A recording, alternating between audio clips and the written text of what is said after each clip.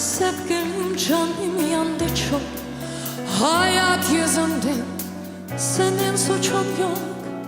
Ben öyle denilenlere hiç karşı koymazdım, hayır demezdim. Adanmış aşklar yaşar hep, ölürüm derdim ama ölmezdim. Şimdi başka bahar, gönül gül ışığı gördüm. Şimdi aşklarda da kalp kendine döndü. Şimdi başka bahar, gönül gül ışığı gördüm. Şimdi aşklarda da kalp kendine döndü. Yeniden buluşalım, kalbim bir daha barışalım.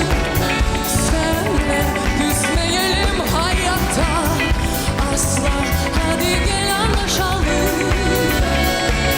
Yeniden buluşalım, kalbim bir daha barışalım. Senle küsmeyelim hayatta asla, hadi gel anlaşalım. Her insan biraz romandır, kahramandır, biraz yalandır. Gün gelir anlar ki en çok harcadığı şey az zamandır. Şimdi başka bahar, gönül gül ışığı gördüm. Şimdi aşklarda da kalp kendine döndü. Şimdi başka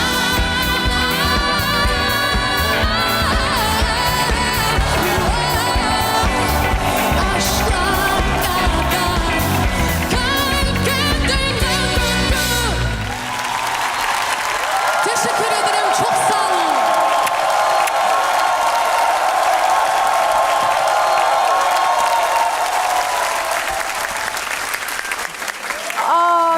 Anastasiya.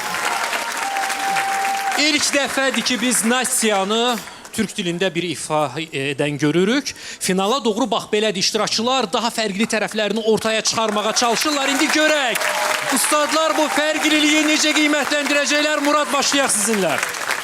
Təşəkkür edirəm, çox sağ olun. Bu bir Sezen Aksu mahnısıdır, səhv eləmirəmsə. Yox, İşin Karaca. Yox, mahnının müəllifi. Burada. Hə, bəli. Sezen Aksu nəğməsidir, özü də İşin Karacanın. Amma mən başqa bir şeydən O işlərə danışmaq siz istəyirəm. baxırsınız da, Murad, bizə niyə soruşursunuz? Mən Zülfiyə Xanbabayevaya öz sevgimi və ehtiramımı növbət dəfə ifadə etmək istəyirəm. Çünki Anastasiya güclü iştirakçı kimi gəldi. Güclü iştirakçı kimi devam etdi. Ama mən şəxsən heç onun səsində İşin Karaca rəngini sezməmişdim.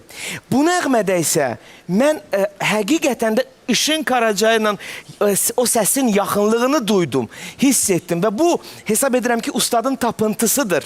Və bu münasibətlə ilk növbədə Zülfiyə xanım sizi təbrik edirəm. Nastya, sizi daha necə təbrik edeyim? Səs var, sərbəstlik var, rahatlıq var, təbiilik, naturallıq var. Bunu mən sizdə o qədər çox bəyənirəm. Təbrik edirəm, bu nömrəni bəyənirəm və sizi alqışlayıram. Yatsaydım yuxuma gəlməzdi. Yatsaydım yuxuma gəlməzdi. Çünki yadındadır bizim komandada iki uşaq Türkman Soxyanda. Dedin ki, Tima üçün dedin, amma heç biz şoka düşməməliydik. Çünki ikisi də Azərbaycanlıdır.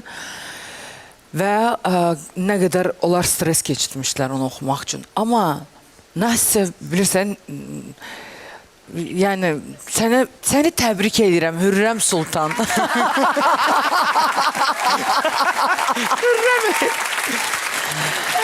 Səni təbrik edirəm, çünki səni təbrik edirəm quzum. Sən yenilik gətirdin. Ümumiyyətlə bugün Zülfiyə xanımın deyəsən komandası məni o qədər şoka salır ki, öz komandam barəsində qorxmağa başlamışam.